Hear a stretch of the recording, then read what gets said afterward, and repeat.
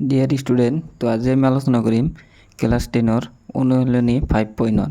তো class 10-ৰ 5 number chapter যিটো আছে সমান্তৰ প্ৰগতিৰ তাৰে 5.1-ৰ 3 নম্বৰ কুৱেশ্যনটো আজি আমি আলোচনা কৰিম। তো 1 নম্বৰ আৰু 2 নম্বৰটো কৰি দিয়া হৈছে ইয়াৰ আগতে, যদি তোমালোকে চোৱা নাই তেনেহ'লে চেনেলত গৈ চাই ল'বা। এতিয়া আজি আমি আলোচনা কৰিম 3 নম্বৰৰ এই 4টা অংক, ঠিক আছে। ইয়াত চোৱা কি কোৱা হৈছে যে তলত দিয়া সমান্তৰ প্ৰগতিসমূহৰ প্ৰথম পদ আৰু সাধাৰণ অন্তৰ নিৰ্ণয় কৰা। তো প্ৰথম পদ হ'ল কি এ আৰু সাধাৰণ অন্তৰ কি ডি। এইটো চিম্পল। তো আমাক এই দুটা বাহিৰ কৰিব দিছে প্ৰত্যেকটো অপশ্যনৰ পৰা, ঠিক আছে। তো প্ৰথমে আমি ইয়াত এইটো 3 নম্বৰ অংক, প্ৰথমে 1 নম্বৰটো কৰিম। 1 নম্বৰত দি আছে কি 3 1 -1 -3 মানে আৰু আছে 4টা লিখিছে। তো ইয়াৰ পৰা চোৱা, ইয়াৰ পৰা যদি আমাক কি দিছে প্ৰথম পদ নিৰ্ণয় কৰিব দিছে আৰু ডি সাধাৰণ অন্তৰ নিৰ্ণয় কৰিব দিছে। তো প্ৰথম পদ কি প্ৰথম পদ ব্ৰেকেটত এ দি দিবা, এ ইকুৱেল কি হ'ব, যেহেতু প্ৰথম পদ কি হ'ব প্ৰথমত যেটো দি আছে এইটো 3, এ থেকে সাধারণ অন্তর ডি ইকুয়াল কি হ'ব, ইয়াত সাধারণ অন্তর লিখি ল'বা বা ডি, ডি মানে কি ডিফারেন্স, ঠিক আছে, পার্থক্য। তো সাধারণ অন্তরটো কি হ'ব, এই দ্বিতীয়টোৰ পৰা প্ৰথমটো মাইনাছ কৰিলে আমাৰ সাধাৰণ অন্তৰটো ওলাই আহিব। চোৱা এইটোৰ সূত্ৰ কি দিয়া আছে যে a2 - a1, ঠিক আছে, বা a3 - a2 বা a4 - a3 এনেকুৱা হ'ব পাৰে, ঠিক আছে। তো ইয়াত চোৱা a2 মানে কি আছে আমাৰ 1 আছে, ঠিক আছে, 1 লিখিছোঁ, মাইনাছ a1 আমাৰ কি আছে a1 আছে 3। তো a1 3 হ'লে কি হ'ব, ইয়াত চোৱা 3 পৰা 1 গ'লে কিমান থাকিব 2, মাইনাছ চিহ্ন কোনটোৰ আগত আছে ডাঙৰটোৰ আগত, গতিকে ইয়াত কি হ'ব মাইনাছ। তেতিয়া আমি কি পালোঁ সাধারণ অন্তর 2। তো ইয়াত আমি কি লিখিম, এতে এ ইকুৱেল এ বা প্ৰথম পদ ইকুৱেল 3 ডি বা সাধাৰণ অন্তৰ ইকুৱেল -2, ঠিক আছে। তেতিয়া আমি 2 নম্বৰটো সমাধান কৰিম।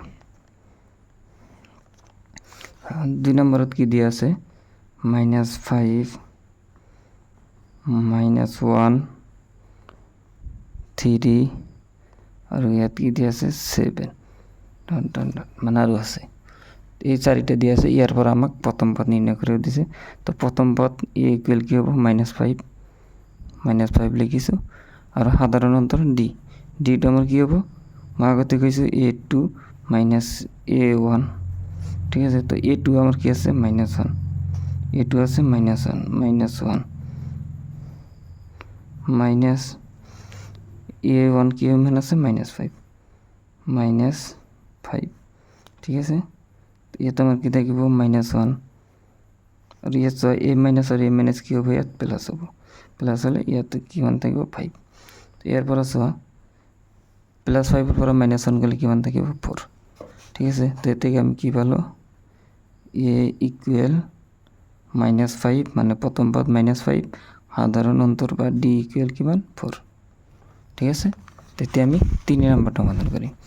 এতিয়া চোৱা 3 নম্বৰটো আমি ইয়াত লিখিছোঁ।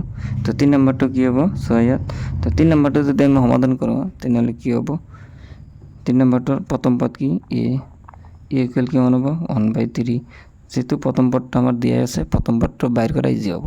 তো ইয়াৰ পিছত ডি বা সাধাৰণ অন্তৰ, কোশ্চেনত দিয়া আছে প্ৰথম পদ আৰু সাধাৰণ অন্তৰ। তো প্ৰথম পদ মানে এ আৰু সাধারণ অন্তর মানে ডি, এইটো তোমালোকে বুজি ল'বা। তো ইয়াত কি হ'ব a2 - a1, ঠিক আছে। তো a2ৰ মান কিমান হ'ব 5/3 মাইনাছ a1ৰ মান কিমান আছে 1/3।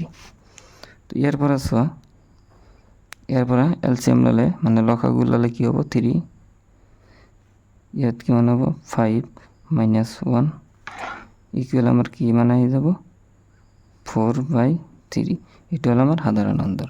তো এতে আমি কি লিখিম, এতে প্রথম পদ বা এ ইকুৱেল কিমান 1/3, সাধাৰণ অন্তৰ বা ডি ইকুৱেল কিমান 4/3, ঠিক আছে। এটা আমাৰ অ্যান্সাৰ। তো এতে আমি 4 নম্বৰটা কৰিম। 4 নম্বৰ চোৱা প্ৰথম পদ আমাৰ কি দিয়া আছে এ, প্ৰথম পাৰ্টটো দিয়া আছে কিমান 0.6 ঠিক আছে। গতিকে ডি ইকুৱেল আমাৰ কিমান হ'ব a2 মাইনাছ a1 a2ৰ মান কিমান আছে 1.7 মাইনাছ 0.6 ঠিক আছে। এতিয়া চোৱা ইয়াৰ পৰা এইটো বিয়োগ কৰিলে আমাৰ সাধাৰণ অন্তৰটা আহি যাব। ইয়াত দশমিক আছে যেহেতু, যদি তোমালোকে এনে যদি হৰণ কৰিব নোৱাৰা মানে বিয়োগ কৰিব নোৱাৰা তেনেহ'লে ইয়াত বেলেগকৈ কৰি ল'বা ঠিক আছে। 1.76 এইটো মাইনাছ হ'ব ঠিক আছে। ইয়াত চোৱা 7ৰ পৰা 6 গ'লে কিমান হ'ব 1 1ৰ পৰা 0 গ'লে 1 তেনেহ'লে আমাৰ এনচাৰটো কি আহিব 1.1 এনচাৰ ঠিক আছে। তো এৰ থেকে আমি ইয়াত লিখি ল'ম প্ৰথম পদ এ ইকুৱেল কিমান 0.6 সাধাৰণ অন্তৰ বা ডি ইকুৱেল কিমান 1.1 ঠিক আছে। তো ইয়াৰ পিছত বাকীখিনি আমি কৰি দিম। আমি এতিয়া 3 নম্বৰটো আলোচনা কৰিলোঁ, ইয়াৰ পিছত আমি 4 নম্বৰত যিকেইটা আছে গোটেইখিনি কৰি দিম।